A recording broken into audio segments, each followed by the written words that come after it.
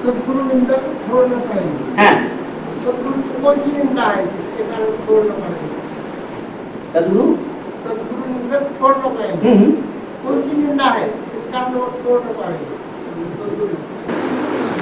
बाप आते हैं पतितों को पावन बनाने के लिए, तो ये निंदा की बात है या महिमा की बात है? पतितों को पावन बनाना और सारी दुनिया को पावन बनाना, कोई तो प्रोसीजर होगा या नहीं होगा? तो ये महिमा की बात है या ग्लानि की बात है? और वो गुरु लोग सफेद साड़ी वाले, सफेद कपड़े पहनने वाले, वो निंदा करते हैं पतित पावन की या महिमा करते हैं? क्या कहते हैं? हम पतितों को पावन बनाने वाले हैं, ये तो भ्रष्ट करने वाले हैं। हम असली हिंदू हैं, जो पहले देवता थे। हिंदू माने दू माने दुईते, हिंग माने हिंसा।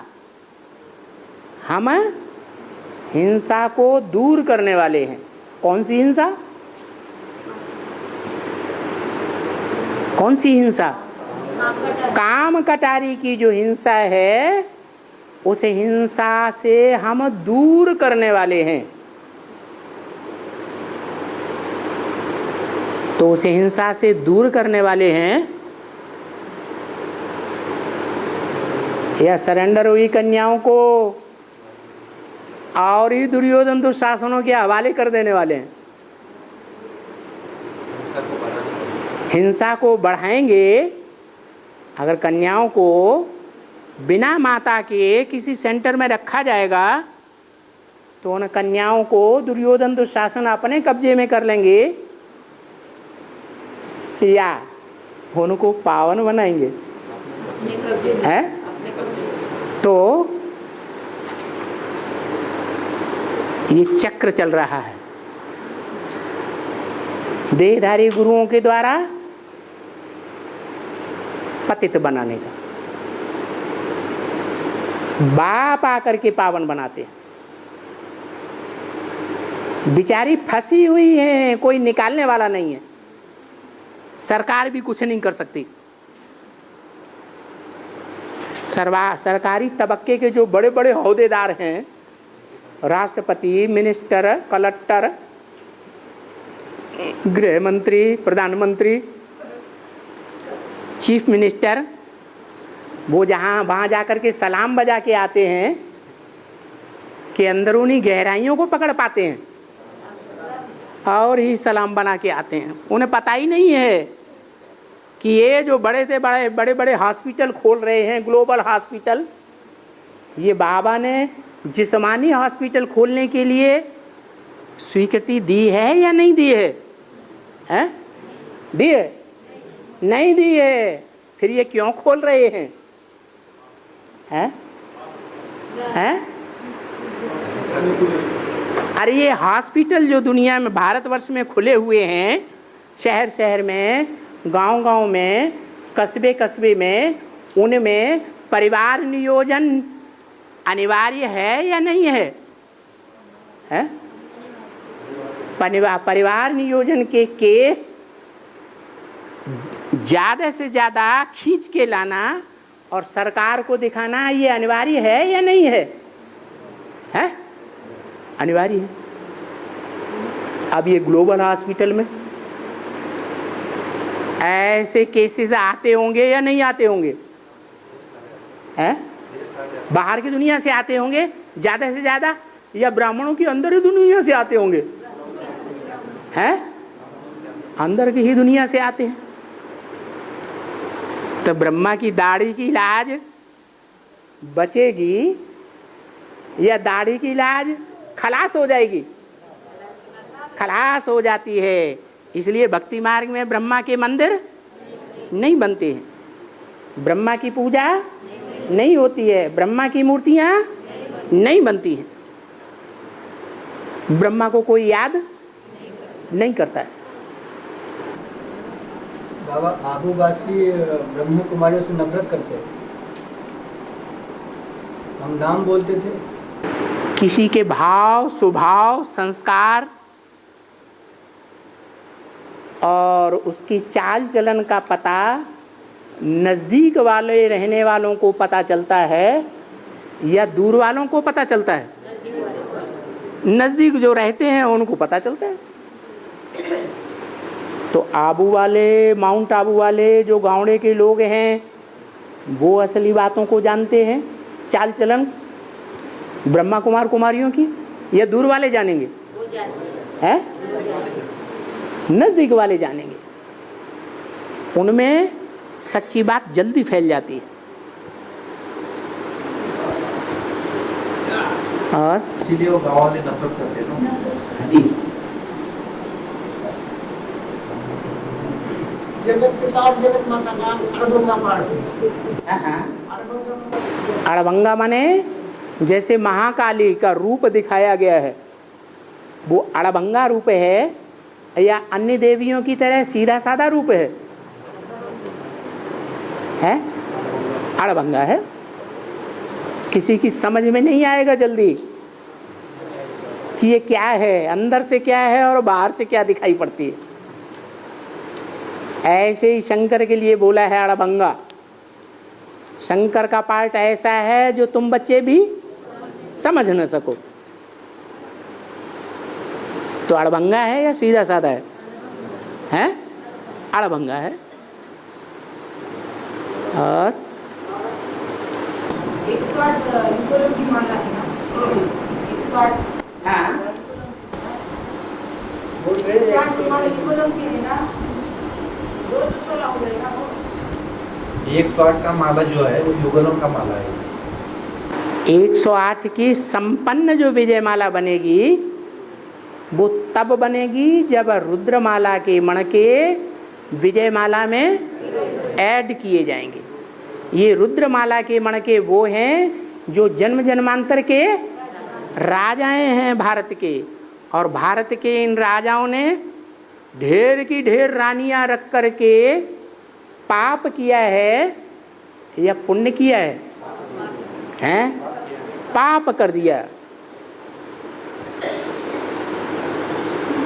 पाप करने के कारण यथा राजा तथा प्रजा भी वही पाप करती है। राजा के पास धन संपत्ति बहुत है तो ढेर की ढेर रानियां रख सकता है खुलेआम, और प्रजा के पास इतनी धन संपत्ति नहीं होती है तो क्या करेगी? है? चोरी छुपे काम करेगी। समाज की नजरों से चुरा के ढेर की ढेर रानियां पटरानियां बनाएगी। तो यथा राजा तथा प्रजा विचार भारत में फैलता जाता है या कम होता जाता है? हैं? बढ़ता जाता है। ये राजाएं जो रुद्रमाला के मणके बनते हैं, बाप के बच्चे बनते हैं, ये ज़्यादा पतित बनते हैं या कम पतित बनते हैं? है? ज़्यादा पतित बनते। दुनिया में भी देखा जाता है। दुनिया में आज भी भारत में खास कन्याओं का पतन जास्ती होता है या कुमारों का पतन जास्ती होता है? कुमार अच्छी पढ़ाई पढ़ते हैं या कन्याएं अच्छी पढ़ाई पढ़ती हैं? कन्याएं अच्छी पढ़ाई पढ़ती हैं। तो जैसा दुनिया में होता है वैसा ब्राह्मणों की दुनिया में भी शूटिंग हो रही है। यहाँ जो राजाएं हैं जन्म जन्मांतर के, भले स्त्री चोला है पुरुष चोला है, चोला कुछ भी है, चोला बाहरी दृष्टि है या अंदरूनी है? बाहरी दृष्टि है। अधि आत्मिक, अधि माने अंदर, आत्मिक माने आत्मा के अंदर की बात नहीं है चोला देखना। आध्यात्मिक बात क्या है? आत्मा के अंदर जन्म जन्मांतर का पुरुष का पार्ट भरा हुआ है, राजाओं का पार्ट भरा हुआ है, या स्त्री बनने का पार्ट भरा हुआ है, प्रजा बनने का पार्ट भरा हुआ है, देखना है। वो है आध्यात्मिक। तो ये रुद्रमाला के मण के जन्म जन्मांतर के पतित हैं। ये पतित पावन के संग में आएंगे तब पावन बनेंगे, या आपस में एक दूसरे के संग के रंग में आएंगे तो पावन बनेंगे? हैं? पावन के संग में आएंगे। और वो पावन हैं कौन? चंद्रवंशी ठंडे हैं या सूर्यवंशी ठंडे हैं? हैं? चंद्रवंशी ठंडे मिजाज के हैं। जो ठंडे मिजाज के होते हैं वो पक्के देशी हैं, या जो गरम मिजाज के गरम देश के होते हैं वो पक्के विदेशी हैं। हैं? अरे जो विदेशी लोग हैं वो ठंडे देशों से आते हैं या गर्म देश से आते हैं? ठंडे देशों से आते हैं। वो दुनियावी विदेशी हैं। और ये चंद्रमा की औलाद है, ये ठंडे हैं, दिलो दिमाग से भी ठंडे हैं, इंद्रियों से भी ठंडे हैं। इसलिए इनको ज़्यादा विकार परेशान नहीं करता है। विदेशों में ठंडे दिमाग के होने के कारण, शीतल इंद्रियां होने के कारण, इंद्रियों का ज़्यादा सुख भोगने के लिए ऐसी ऐसी दवाइयाँ बनाते हैं, एक एक दवाई को देखा जाए जो उत्तेजना को बढ़ाने वाली होती है। क्या विदेशी दवाइयाँ कैसी होती हैं? विकार पैदा करने वाली होती हैं या निर्विकारी बनाने वाली होती हैं?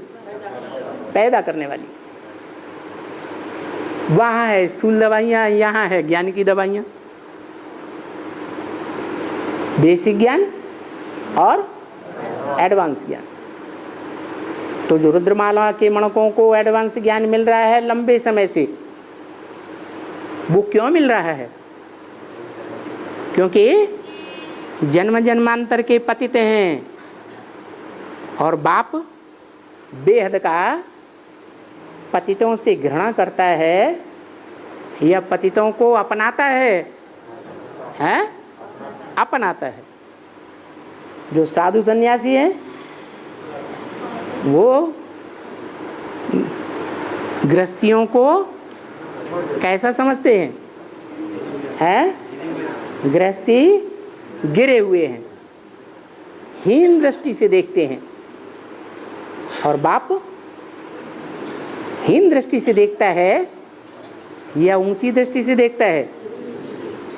बाप ऊंची दृष्टि से देखता है। इसलिए बाप ने घोषणा कर दी कि आगे चल करके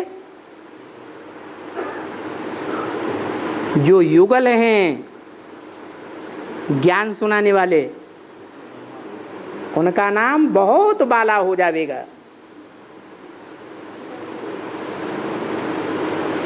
तो वो युगल प्रवृत्ति मार्ग के हैं या निवृत्ति मार्ग के? प्रवृत्ति मार्ग के होंगे। और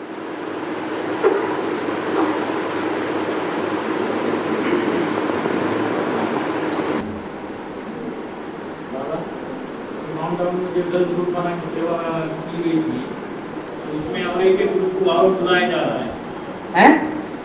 माउंट आबू की जो सेवा हो गई ना खेड़पाड़ी में, अंतिमन में, हाँ, तो 10 ग्रुप बना के 20-20 का ग्रुप बना के भेजे थे। हाँ, अभी उसका जो बीज डाला है उसको और एक ग्रुप को बुला रहे हैं। कौन बुला रहे हैं?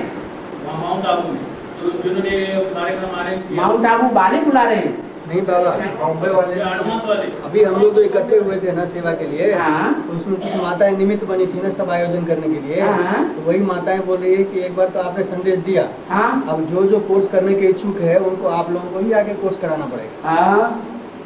वही पूछ रहे हैं कि दोबारा क्या करना है, जाना है नहीं जाना है। किसी को संदेश देना है तो बीच में छोड़ देना अच्छा है या उसको किनारे लगाना अच्छा है? वो तो अपने सोचने की बात है।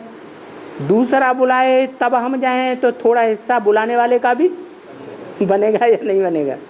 वो बात नहीं है, जब 10 ग्रुप है ना, हाँ तो इकट्ठा कैसे जाएंगे? तो वहाँ पे सुविधा रहना चाहिए ना, हैं? वहाँ सुविधा रहने की, खाने पीने की सुविधा रहना चाहिए ना। अच्छा, वो खाने बोला है कि एक ग्रुप को खाने पीने की सुविधा दूसरे करेंगे तभी हम हमारी सुविधा हम सेवा कर सकेंगे। हम अपनी सुविधा खाने पीने रहने की खुद करके सेवा नहीं कर सकते। करेंगे हम। अरे तो फिर किसी के बुलाने की क्या दरकार? ये तो अपनी जिम्मेवारी समझना चाहिए कि जिन लोगों को हमने संदेश दिया है उस संदेश देने वालों को हम बाप का बना के छोड़ेंगे। किसी के बुलाने से हम जाएंगे ऐसी आशा करना अच्छा नहीं है। ऐसा नहीं बाबा, अभी जो ग्रुप की जो माताएं हेड बनाई थी, अब माताओं को ही ज्ञान सुनाने के लिए परमिशन दिया था भाई लोगों ने कार्ड बोल के रहना, तो वो माताएं तो हमारी डायरेक्शन देंगी ना कि भाई अब जो हमने जिसको पालना दी है, जिसका बीज डाला है, तो उसी को भी हम जाके फिर से पालना दे, ऐसा ग्रुप बुला रहे हैं। इसलिए मैं पूछ रहा हूँ, करो करो, कुछ करो, सेवा करो, कैसे भी करो, माताओं को गुरु बना के करो, कैसे भी करो। बाबा, एक दिन हम लोगों ने रेलवे स्टेशन पे भी सेवा की आबू में। तो वहाँ पर सेवा करते करते एक भाई जो वहाँ के हेड थे, स्टेशन मास्टर। हाँ स्टेशन मास्टर, हाँ। वो बीके में चलने वाले थे। हाँ तो वो हम लोग क्या करते थे, जब वो अपने कैंडिडेट को चढ़ा देते थे ट्रेन में चले जाते थे तो हम उनको अपना पम्पलेट देते थे, क्योंकि वो सामने नहीं देने देते थे। तो कुछ माताओं ने क्या किया, उसी भाई को पकड़ के समझाने लगे, ज्ञान देने लगे। तो भाई ने बोला ठीक है, आपके पास जो भी पम्पलेट है सब हमें दे दो। तो माताओं ने सोचा कि शायद इनको देंगे तो ये पढ़ेंगे। तो भाई ने लेकर के सारे ब्रह्मा कुमारियों को जाकर के दिखा दिए, देखो ये जो पीले कलर का, लाल कलर का, नीले कलर का है, ये पम्पलेट कोई मत लेना, सब संकट पार्टी देने वाले हैं। सबको जाके बता दिया। कोई सर्विस करते हैं, कोई डिस सर्विस करते हैं, कोई किसके पुजारी, कोई किसके पुजारी। वो देहधारी गुरुओं के पुजारी हैं तो देहधारी गुरुओं को ही बताएंगे जाके। आपकी बात एक कान से सुनेंगे, दूसरे कान से निकाल देंगे। हाँ